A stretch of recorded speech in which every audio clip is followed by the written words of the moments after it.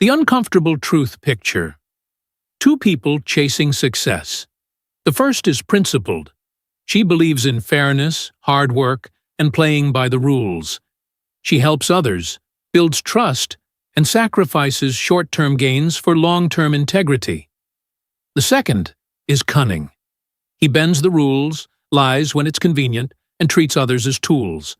Charm is his weapon, manipulation his strategy. Where the moral person hesitates, he acts. Fast forward 10 years. Who wins? It's the second one, the rule breaker. He rises faster, earns more, gains influence. The principled one? She's respected, maybe even admired, but overlooked, underpaid, and outpaced. This isn't a story from fiction.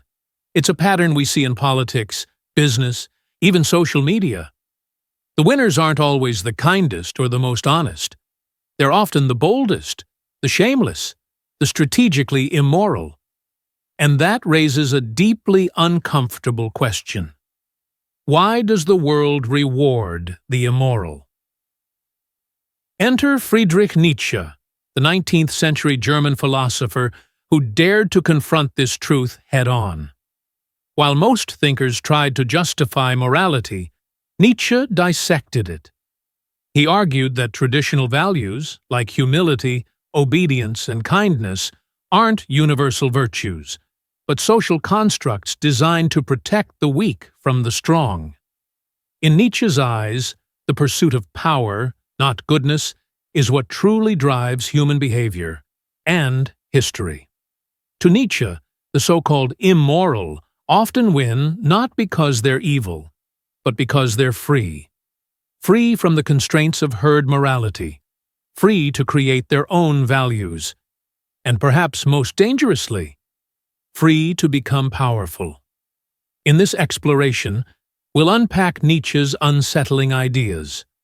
We'll see how they explain the strange logic of success in the modern world, and what that means for those who still believe in playing fair. Point the comforting lie of morality. From childhood, we are taught that virtues like kindness, fairness, and honesty are keys to a good life. These ideals are reinforced by schools, religions, and governments, promising that moral behavior leads to success, love, and peace. But what if this comforting narrative is a carefully constructed illusion? Friedrich Nietzsche challenged the very foundation of morality. He argued that morality is not an absolute truth, but a human invention, a tool. In his view, traditional moral systems were designed not to uplift, but to restrain. They are the creation of the weak, meant to protect themselves from the strong. By promoting humility, obedience, and self-denial as good, society trains powerful individuals to suppress their instincts and conform. In this light, morality becomes less about virtue and more about control. Goodness is not a universal value, but a set of rules created to level the playing field, to cage those with strength, ambition, or brilliance. It comforts the masses while quietly undermining exceptional individuals. Nietzsche didn't reject all values. He believed in creating one's own. But he warned against blindly accepting moral codes handed down by others. The lie of morality isn't that kindness or fairness are worthless. It's that they are inherently right for everyone, in all contexts. For Nietzsche, real integrity lies not in following inherited rules, but in the courage to question them and to live by values of one's own making. Master morality versus slave morality. Friedrich Nietzsche, in his work on the genealogy of morality, distinguishes between two fundamental types of moral systems: master morality and slave morality. Master morality arises from those who see themselves as creators of value, typically the strong, noble, and self-affirming. This morality is based on personal excellence, pride, power, and a sense of life-affirming dominance. The good in master morality is whatever enhances strength, vitality, and independence. These individuals do not ask for validation from others. Instead, they create their own values and live by them. To them, weakness, submissiveness, and dependency are bad because they hinder flourishing and greatness. Slave morality, by contrast, emerges from the perspective of the weak and oppressed, those who are unable to exert power or achieve dominance. Rather than affirming their own strength, they define good as traits like humility, meekness, and compassion, qualities that protect them and make their suffering seem noble. In this morality, power and ambition are viewed as evil, while victimhood and obedience are seen as virtuous. It is a reactive moral system. Instead of creating values, it resents those who possess strength and seeks to undermine them morally. Nietzsche argues that slave morality teaches us to fear strength and despise ambition, casting success and power as inherently corrupt. This suppresses human potential and encourages conformity and mediocrity. However, those who transcend slave morality, what Nietzsche calls free spirits or overmen, break free of this herd mentality. They dare to define their own values and live creatively, embracing ambition and risk. For Nietzsche, true greatness lies not in submission, but in the courageous revaluation of all values, an act of self-overcoming that reflects the essence of master morality. The will to power. Friedrich Nietzsche argued that the fundamental drive in humans is not the pursuit of happiness, but the will to power, the desire to assert and expand one's influence, to shape the world in accordance with one's vision. Happiness, in his view, is merely a byproduct of this deeper impulse, not its goal. Power, as Nietzsche conceived it, is not limited to domination over others. It is more fundamentally the creative force within each person, the drive to overcome limitations, to innovate, to lead, and to transform. This instinct is most clearly seen in history's great figures: the bold rulers who redefined nations, the artists who shattered conventions, the thinkers who rewrote the rules of understanding. These individuals did not find fulfillment by following established paths. They carved their own. The will to power is not about aggression, but authenticity, about living fully and unapologetically. Nietzsche believed that those who embrace this inner force elevate themselves and their societies. In contrast, those who suppress it in favor of comfort, obedience, or conformity risk stagnation and decline. To deny the will to power is to deny one's own potential.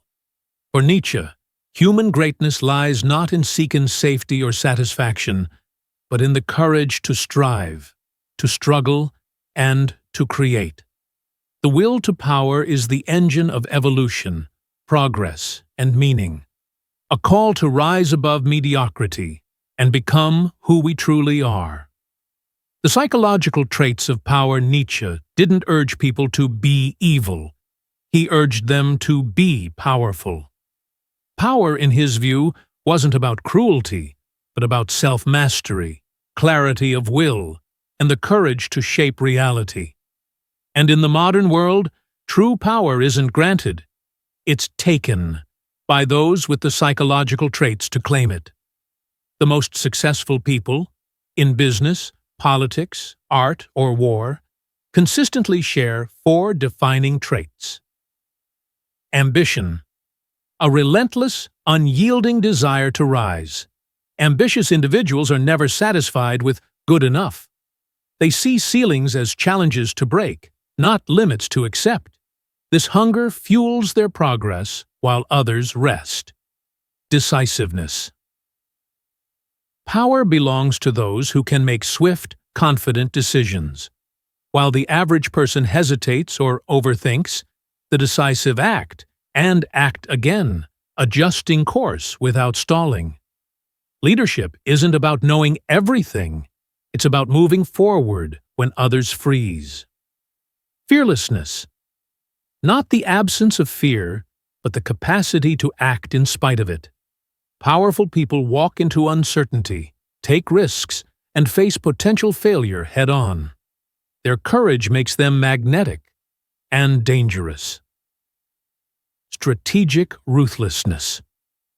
The willingness to bend or break rules when necessary. This doesn't mean cruelty for its own sake, but a cold understanding. Sometimes you must choose results over sentiment. Nice guys don't always finish last, but ruthless strategists often finish first. These traits form the real currency of success. While kindness is admirable and often useful, it is not a power trait. In high-stakes arenas, power flows to those who can drive forward with intent, clarity, and a touch of calculated brutality. Not evil. Effective. History's proof. Caesar and Napoleon. History offers stark reminders of how power, when unchecked, can elevate and then unravel even the greatest of leaders. Two of the most iconic figures, Julius Caesar and Napoleon Bonaparte, embody this paradox. Julius Caesar, a military genius and political visionary, carved his legacy out of a fractured Roman Republic. Bold in action and brilliant in strategy, he expanded Rome's influence and centralized authority under his control. But with every victory, his enemies grew more fearful. The Ides of March, when he was betrayed and assassinated by those he once called allies, marks the moment ambition clashed fatally with political reality. Napoleon Bonaparte followed centuries later, rising from obscurity to become Emperor of France. His military brilliance reshaped Europe's map, and his reforms modernized entire nations. Yet, like Caesar, Napoleon's drive was boundless. His invasion of Russia and the disastrous aftermath marked the beginning of his downfall. From emperor to exile, twice, Napoleon's end proved that even the most formidable power can crumble under the weight of overreach. Both men were masters of their time, but not of themselves. Their stories show that power can win wars and build empires, but if not restrained, it ultimately destroys the wielder. The will to power is not inherently evil, but it is dangerous. Unless mastered, it does not serve its holder, it consumes them. Caesar and Napoleon remind us, ambition must be tempered, or it becomes ruin. How the system is built to keep you weak society is designed to mold people into obedient, predictable units, compliant citizens who follow orders, work hard, and don't question authority. From a young age, we're trained to respect the rules, fit in, and accept the world as it is. We're told that obedience is virtue, that success comes from playing by the book, and that asking uncomfortable questions makes you a problem. But these rules weren't written for your benefit. They were written to preserve a hierarchy. The elite talk endlessly about fairness and equality, but their actions reveal the truth. They maintain power by keeping others weak, distracted, and dependent. They dominate the narrative, the economy, the legal system, and then turn around and claim it's all a level playing field. The laws and institutions we're told to trust are often just tools of control. Justice is marketed as blind, but it routinely favors the wealthy and powerful. It's not about what's right. It's about who can afford the best lawyer, who has influence, who knows how to play the game. The same justice system that punishes petty crimes with harsh sentences will let corporate or political misconduct slide with a fine or a slap on the wrist. In this system, Ambition is discouraged unless it serves the status quo. Independence is treated with suspicion. True freedom of thought, of action, of lifestyle is quietly suppressed under layers of regulation, social pressure, and economic coercion. The result is a society where most people are too tired, too broke, or too afraid to challenge the machine. And that's exactly how those in power like it. A population that's compliant, distracted, and perpetually chasing a version of success that keeps them in chains. The business of winning. In the high-stakes arena of business, power consistently trumps virtue. While ethical branding and corporate social responsibility dominate headlines, the engines that drive success are ruthless efficiency, cold calculations, and the relentless pursuit of dominance. CEOs who act decisively, cutting costs, laying off workers, and restructuring aggressively, are often the ones who survive and thrive. Those who hesitate out of sentiment or idealism are frequently replaced by those who won't. Morality in business, more often than not, is strategic public relations. Companies promote values not because they believe in them, but because customers do. Behind the glossy mission statements lies a brutal reality. Shareholder returns matter more than community goodwill, and performance beats compassion on the balance sheet every time. The economy doesn't reward kindness. It rewards those who can scale, optimize, and outmaneuver. Market share, not empathy, dictates valuation. In this world, power means control of supply chains, of data, of labor, and of perception. Those at the top didn't get there by playing nice. They got there by playing to win. This is not a call to abandon ethics, but a recognition of the game as it is played. Business is war by other means. And in war, survival belongs not to the virtuous, but to the victorious. Rejecting the herd. Create your own code. Friedrich Nietzsche's call is clear and uncompromising. Don't follow, lead.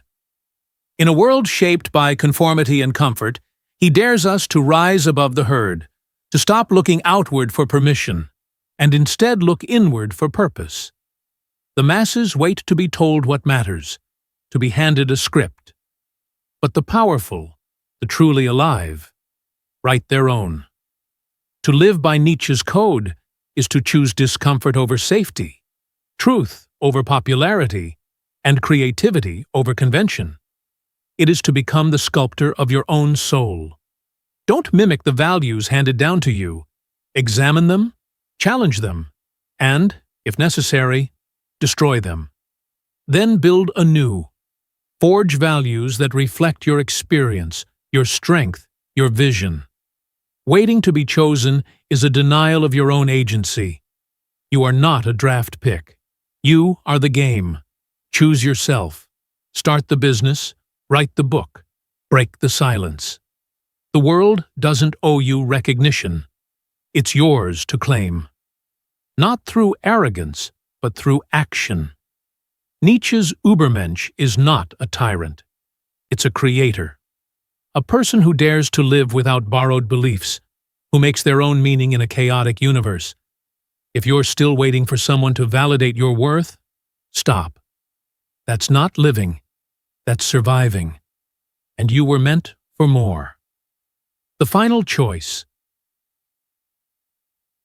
The world is not fair. It does not hand success to those who work the hardest or dream the biggest. It does not reward the most virtuous, the most deserving, or the most honest. It rewards those who understand the architecture of power, those who are willing to wield it without apology.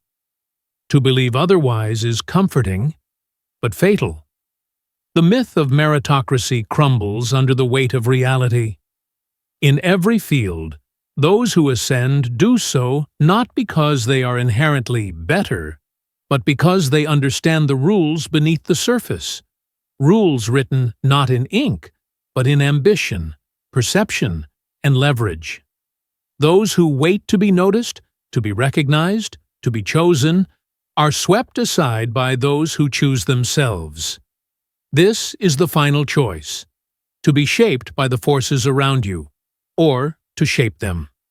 As Nietzsche asked, will you be a product of your environment or its creator? This is not a question of morality, but of will. To become anything of significance, one must be willing to confront the monsters of the world, and the ones within. Yet, power is a double-edged sword. The pursuit of it can consume just as easily as it can elevate. And so we end with a warning, one last mirror held up to the soul. He who fights with monsters should see to it that he himself does not become a monster. Friedrich Nietzsche.